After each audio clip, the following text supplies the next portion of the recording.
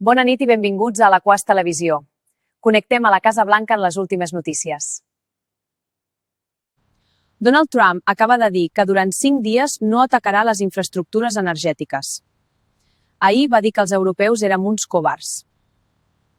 En Nova York acaba d'haver un accident entre un avió i un camió de bombers. De moment hi ha 2 morts. Espanya té les reserves de gas natural més grans d'Europa. Brussel·les demana a Madrid que enviï el gas a la resta d'Europa per evitar el col·lapse este hivern.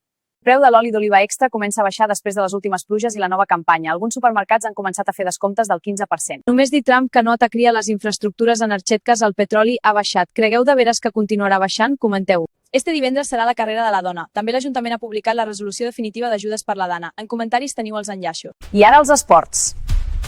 Bon cap de setmana. El Llevant guanya, el València guanya, el Pamesa guanya i en les motos podis. Demà dimarts, sol i de 9 graus. Ja estem en primavera, la sang altera. La farmàcia de guàrdia per avui dilluns està en el carrer de l'Est, número 4.